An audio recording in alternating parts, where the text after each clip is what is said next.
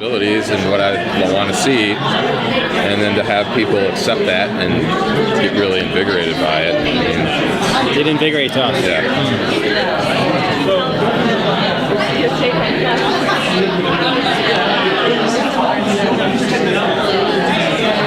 I mean, It's like what's that? Oh, go ahead. We're just, I mean, we're really inspired by the comic book. I mean, I loved it, I mean, personally. And so, but there's certain limitations that we can do, just being a TV show, and there's a lot, I mean, there's Thomas Wayne, there's Wonder Woman, Aquaman. So, I mean, we just try to do what we can and what we feel emotionally, what feels right for the story. So we will try to take pieces that we can from it, and it's kind of like the story that we can. It's the same as any sort of moment that is in the comic books.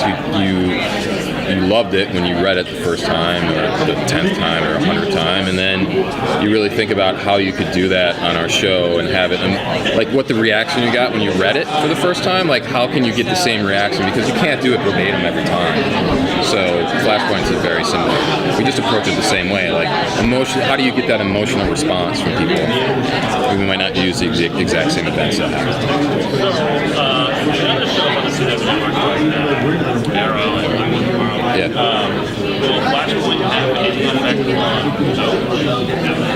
Yeah, I mean they're all interrelated. So you know, luckily we have the benefit of working with Greg Berlanti, who's sort of the mastermind behind all of it. So it's really, you know, and also of course with DC. So we just if you're going to tell a story like that, it has to work organically on the other shows, you know. Sure, so what about people that watch Arrow and don't watch But yeah, no, that the way it's kind of a challenge sometimes to be able to tell a story that if you're only an Arrow fan still tracks and makes sense, or vice versa on Flash. So we're always very mindful of where do we start that story. If you start that story on an episode of Flash, what part of it can you tell on Arrow and have it make sense?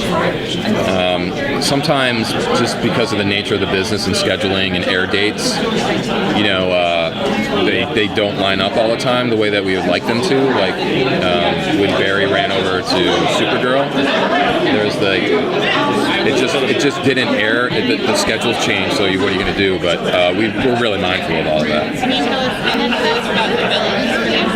Yeah, we're excited about it. Well, we'll tell you, one is a speedster, and the other one you'll see at the trailer tonight. Yep. So we're gonna have two big bads, which we're really excited about. Yeah. Is it going to be another mentor for Barry that turns evil? I don't. That's know. a really good question. Yeah. Can you tell us anything about Tom Felton's character?